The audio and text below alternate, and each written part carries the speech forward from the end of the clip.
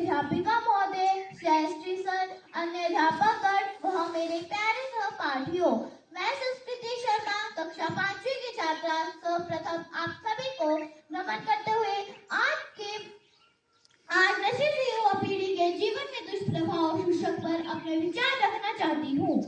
नशा नाश कर देगा, मोहताज हो जाओगे दाने दाने को, कटोरा हाथ में होगा, न देगा कोई भीख खाने को, न देगा कोई भीख खाने को। जी हाँ, नशा हमारे समाज के लिए बहुत ही गंभीर समस्या बन चुका है।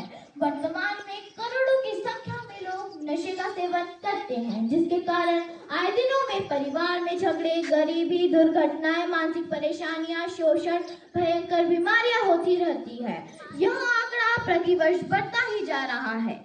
आज के समय में हमारी युवा पीढ़ी इस समस्या से बहुत ज्यादा ग्रसित हो रही है, जो कि हमारे देश और संस्कृति के लिए बिल्कुल भी सही नहीं है। महोदय जी, आजकल के ये नौजवान जिनके कंधे पर जिम्मेदारी है राष्ट्र निर्माण की, वह शराब पीते नजर आ रहा है। आजकल के युवाओं की हालत कुछ इस प्रकार से हो गई है कि राम जन्म में दूध मिला, कृष्ण जन्म में घी, कलयुग में मिली दारू, हे मानव इसे सोच समझ कर पी, हे मानव इसे सोच समझ कर पी। युवा जो हमारे देश का भविष्य होता है, वह इस बुरी लत में पड़कर अपने तथा देश को संकट में डाल रहा है। आज के युवा तंबाकू, बीड़ी, सिगरेट, अफीम, चरस जैसे अन्य नशीले पदार्थों को इस्तेमाल करती है। इसका प्रमुख कारण है कि नशीले पदार्थों का आसानी से उपलब्ध होना। महोदय, एक सर्वे में पाया गया है कि पंजाब में औसतन प्रति घर का एक व्यक्ति नशे में फंस चुका। कुछ घरों में तो सभी पुरुष नशे की चपेट से खत्म हो चुके हैं। उन घरों में बची है सिर्फ अंधकार में भविष्य लिए हैं महिलाएं।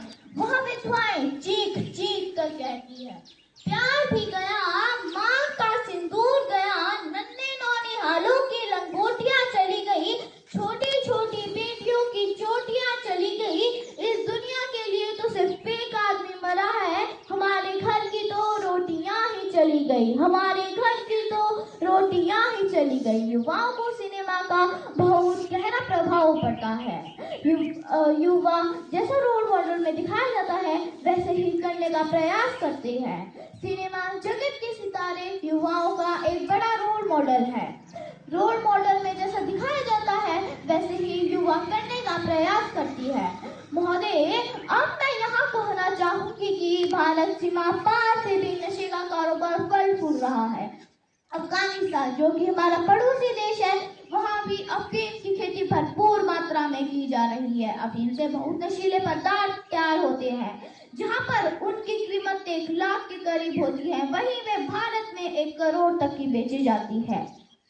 एक संस्कृत के श्लोक में कहना चाहूंगी, आयुषा क्षण में कोपी न लभ्य स्वर्ण कोटिके, सचेत निरर्थकं नीतः कानुहानि ततोधिक, कानुहानि ततोधिक। अर्थात आयु का एक क्षण भी 1000 करोड़ रुपए के बदले में प्राप्त नहीं हो सकता। यदि उसे यूं ही गवाया जाए तो इससे अधिक हानि और क्या हो सकती है। महोदय, हमारी युवा पीढ़ी इस बहुमूल्य समय की कीमत को न समझते हुए इसे नशीले पदार्थों के सेवन में लगाकर अपना ही जीवन नष्ट कर रही है। इस बर्बादी को रोकने के लिए व्यापक स्तर पर कदम उठाए जाने की आवश्यकता है।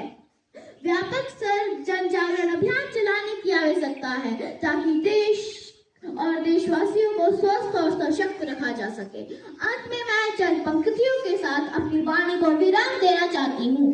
जागता है इंसान तो अब भी जाग जाओ, वक्त आ गया है दूर इस बुराई को भगाओ, राह चलो की राह अभी बाकी है, तमाम उम्मीदें है तुमसे जो वो पूरी करनी बाकी है, तमाम उम्मीदें है तुमसे जो वो पूरी करनी बाकी है। धन्यवाद। जय हिंद।